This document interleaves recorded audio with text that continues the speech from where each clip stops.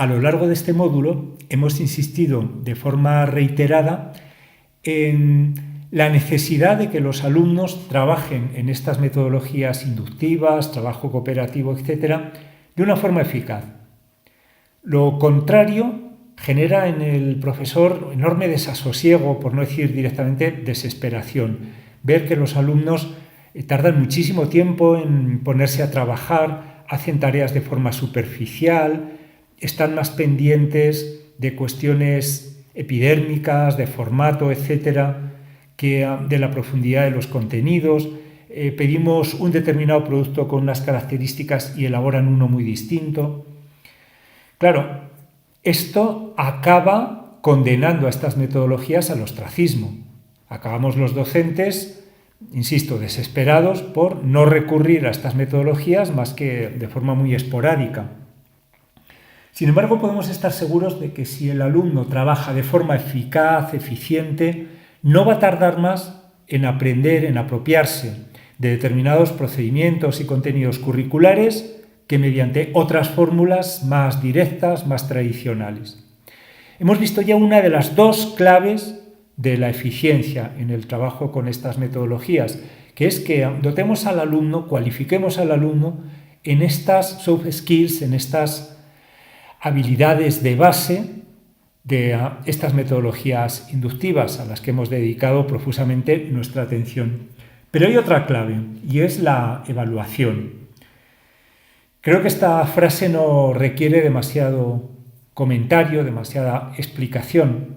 Aquí simplemente la vamos a aplicar a este contexto. Tenemos que evaluar, por un lado, el producto final del alumno, el contenido, el aprendizaje, si es una actividad cooperativa tipo Jigsaw, pero también el propio procedimiento de trabajo, porque si no lo hacemos, el alumno no va a focalizar su atención en el mismo. Y lo tenemos que hacer de una forma dinámica, como está representado en esta línea de tiempo, en este eje cronológico que, como vemos, va cambiando, ¿no?, en cuanto a las valoraciones.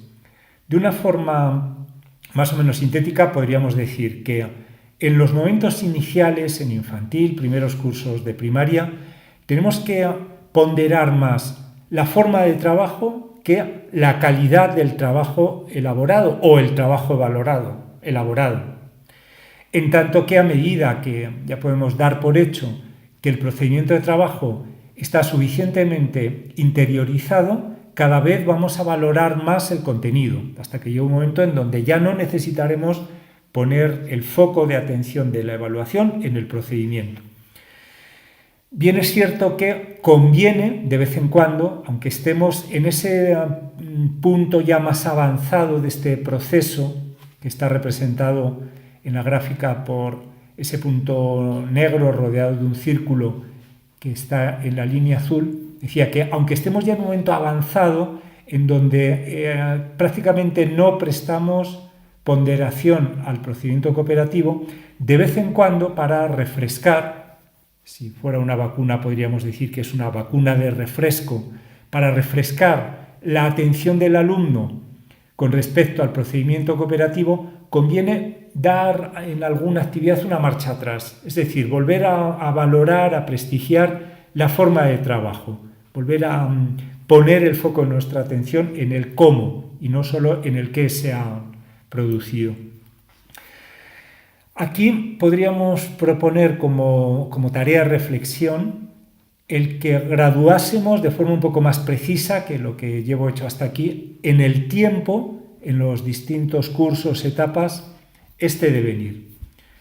Evidentemente va a depender mucho de en qué momento empieza el alumno a trabajar, ¿no? Aprende estas habilidades básicas. Supongamos por un momento que el alumno lleva trabajando desde los 3 años en estas dinámicas cooperativas, herramientas TBL, metodologías inductivas, trabajo por proyectos, por ejemplo. En ese caso, mi propuesta sería parecida a esto. Tendríamos un 50% dedicado al contenido y 50% dedicado a la forma de trabajo, aproximadamente al terminar tercero, cuarto de primaria.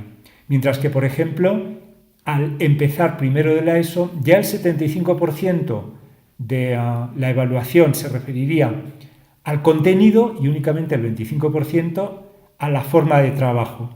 Mientras que ya muy pronto, posiblemente al final de primero de la ESO, prácticamente el 100% de la evaluación se referiría al contenido.